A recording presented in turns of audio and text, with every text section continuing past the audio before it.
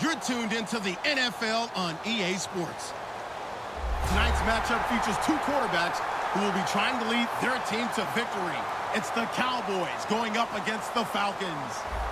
So with that, we'll send you out to the Georgia Dome in Atlanta, home of the Dirty Birds, where we bring in the two men who will call the action, and that's Brandon Godden and Charles Davis. Gentlemen.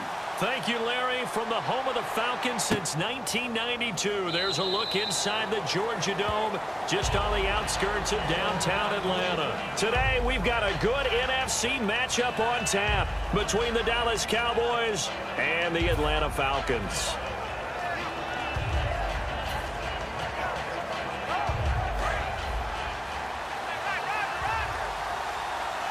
They come out 5 wide, 3 of them to the right side.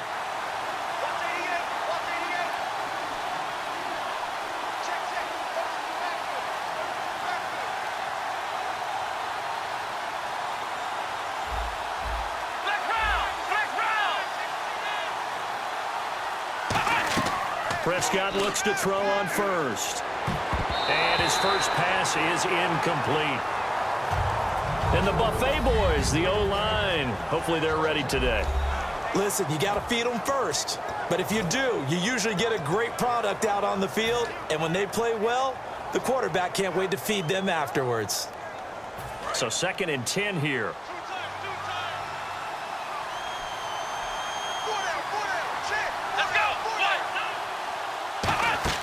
Now it's a bootleg with Prescott. He'll buy some time right. And the hit jarred it loose. It's incomplete. Here's a look at the young Atlanta Falcons, although next year, obviously, everyone will be a year older. So rookies like Deion Jones, Keanu Neal, Devondre Campbell, an extra year, well, their only year, but a year under their belt now to get better. They're just young and growing, aren't they? I mean, I expect their play to continue to accelerate and elevate. And think about the building blocks they had in front of them. Second-year guys in 2016 who had big years. Grady Jarrett, a monster in the Super Bowl, tied a sack record in that game against New England. And Vic Beasley led the NFL in sacks for the regular season with 15 and a half, and also had 6 forced fumbles.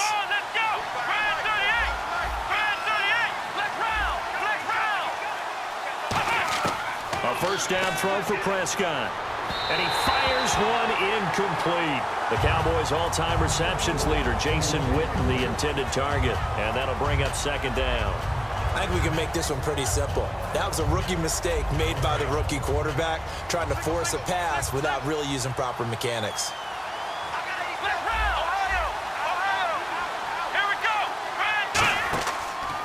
Here's the first carry for Ezekiel Elliott. And he takes this up right near the 45-yard line. 9 yards on the pickup there as they'll be left with 3rd and 1. And once again, leverage wins. The offensive line, lower than the defensive front. They moved them and found some good space for the guy carrying the ball.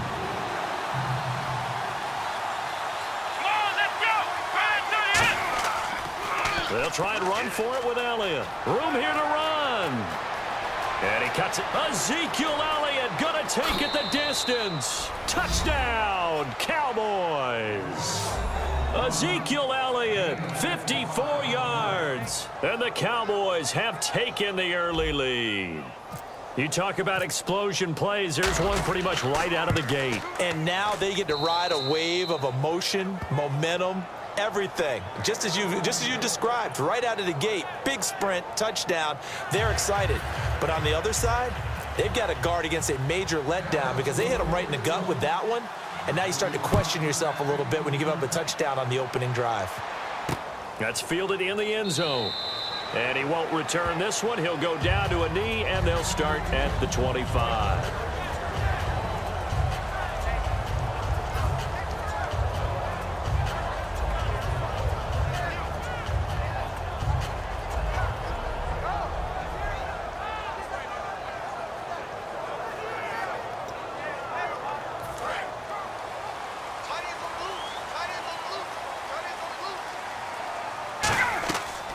They'll run for the first time with Devontae Freeman.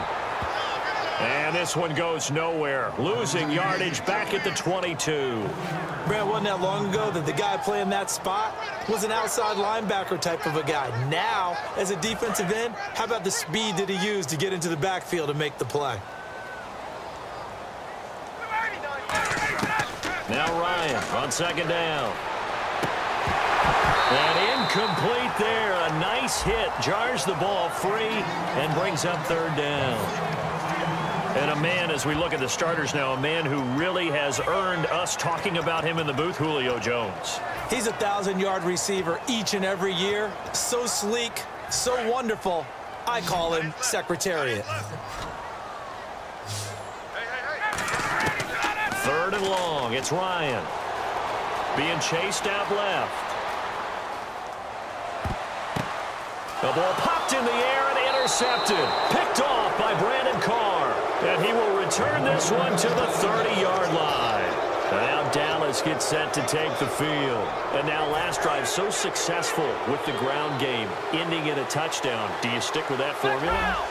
That would be the number one thing you would think of, but so many guys now would look at it and say, we've got them set up so well for play action, now's the time to take a shot. Yeah. But, you know, there was a big-time coach in the state of Ohio who once said, if you throw the ball, if you put it in the air, 3 things can happen, and 2 of them are bad. Is that what He would kiss it on the ground.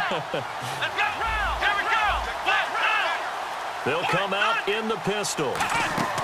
They play fake to Elliott. Now Prescott. And the hit jarred it loose. It's incomplete.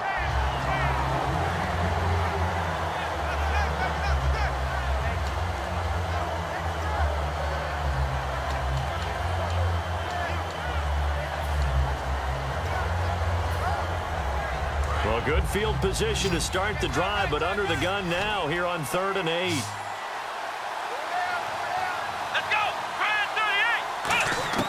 On 3rd down, it's Prescott. Got a man over the middle, and it's complete.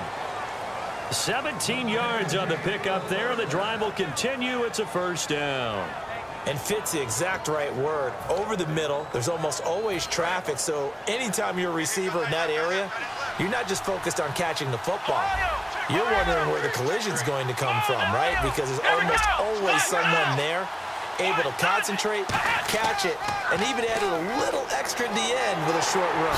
Stays on his feet. And this play gets blown up. They'll lose yardage back at the 17. That's going to go as a loss of 6, and it'll set them back for 2nd down.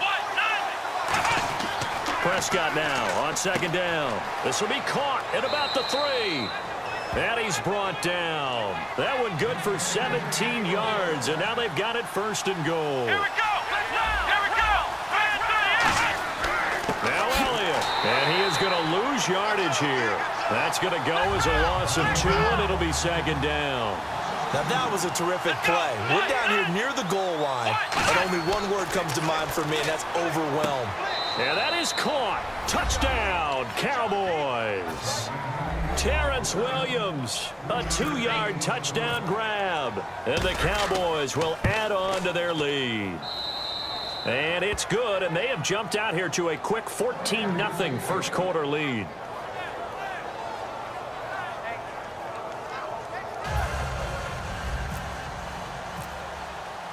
Bailey now to kick it away after the touchdown. And no return on this one as the fair catch is signaled for and taken. Now the Falcons offense gets ready to head back onto the field. And following the interception, we'll see what they can put together on this drive. I can hear my old college coach right now. He always used to tell us before every game, the team making the fewest mistakes will win. What they're hoping is that that last mistake is their only one of the game. Coaches, that's all they talk about, turnovers, right? Minimizing those and maximizing opportunities. A loss of a full 3 yards, and now it's 2nd down. The defense won that play so fast that I think if the running back even had time to notice if anyone was there, it was just a blink of an eye, and there was a loss on the play. Here's Ryan to throw. Eluding the pressure right. Caught on the right side by Jones. Over 1,400 yards last year for Jones. Just 6 touchdowns, but, you know, of course he had the big 300-yard game. However, when he was blanketed with coverage, he always opens things up for other guys, doesn't he? He does, and that's what's benefited Atlanta's offense. Other guys were able to step up. In 2016, Mohamed Sanu stepped up and had his best year as a pro. Austin Hooper, as a young tight end, really developed down the stretch. And Taylor Gabriel, who had come over as a free agent from Cleveland, he really flourished, actually led the team in touchdown catches. But there's only one Julio Jones, and you want to get the ball to him as much as possible. This one complete to Mohamed Sanu. And he takes it all the way down to the 3. It's a big play there for Atlanta. 43 yards. Coaches really don't care from what position they get this, but run after the catch ability, rack ability, is often the difference between winning and losing and changing field position. And when you watch Devontae Freeman run the football, you can almost close your eyes and hear him running the football, can't you? Because people just scatter. I mean, you know, when he goes through a pile, it moves in a positive direction for him. I just love how hard he plays the game. 1,000-yard season. He had 11 touchdowns last year. In March, 25 years old. So he's kind of hitting that sweet spot for a running back, isn't he? He really is, and I still remember the evaluation of him coming out of college. He does everything well, but you weren't sure he had a dominant trait. Well, wrong about that. He's dominant in just about everything he does, and I think that he's going to continue to elevate his game and seek a 3rd Pro Bowl in 2017.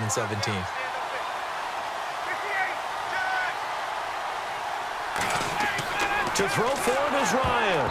And no, it falls incomplete. So the 2-point conversion, no good. Protection was great. He had time to set up a campsite. But in the secondary, though, they were ready. And I think that in most places on the field, if you have that much time to throw the ball, someone's going to shake free and you'll find an open receiver. But condensed near the goal line on a 2-point conversion, all that exit, you know, there's not any extra field. So it kind of closes in on them, and that allows you to cover a little bit better. And now Dallas gets set to take the field. And that recipe on their last drive that resulted in a touchdown looked pretty good. So they'll be hoping to do that once more. And it takes me back to when we sat with the offensive coordinator and the head coach. They felt pretty good about their game plan and thought there were some holes in the defense, and they exploited them the last time out. Let's see if they can come back and put together a similar drive. And we'll see if they can do just that. They start on the ground with Elliott. And an alley to run. Ezekiel Elliott gonna take it the distance. Touchdown, Cowboys.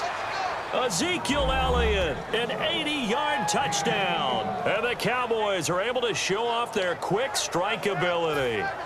And with that carry, he's already over 100 yards here in the first half. And, partner, you know exactly what he's saying to his teammates right now, right? Especially to the play caller.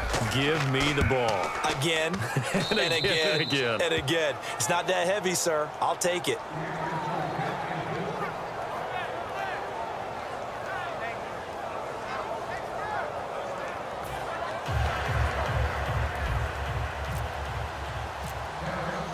Bailey now to kick it away after the touchdown. That'll be taken in the end zone. And he won't return this one. He'll go down to a knee, and they'll start at the 25. Here comes the Falcon offense now as they get set to take over here. And that last drive, a long drive, but not just that. They had a great air attack going. Do they stick with that? I would think that they would, because if they were confident enough to do it on the last drive, starting backed up in their own territory, why would you change anything? They've got to be confident about what they're presenting and continue to do so. Yeah, because the secondary, they really look clueless. And that was amazing because that drive went and went, no adjustments and no big plays by the defense to knock the ball away.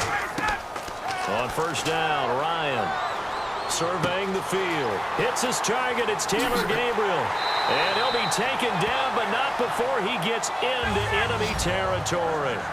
One thing I can say pretty safely, that route is not called if you don't have a guy who can throw the ball and put some mustard on it. Because if you're going to lollipop it in the middle of the field, bad things usually happen.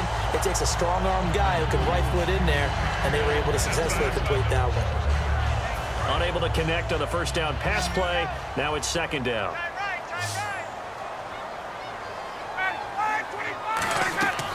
Second and 10. It's Ryan again. And his pass incomplete. Trying to get that in the hands of Devontae Freeman that time. And it's third down. I remember growing up playing basketball. My coaches always talked about communicating on defense, making sure you talk on defense, know where your screens are, know where the cuts are coming from, who has who. Well, guess what? It's the same thing in football. Even though there's more noise out there, you can hear all the screams of screen, screen. This defense, the bench, everyone let them know what the play was, and that's why they were able to react and knock the ball away. I know exactly why I tried to throw the ball to Julio Jones there. He's never considered covered. He's either too fast or too strong. You always try and get it to him. Especially on those deep passes.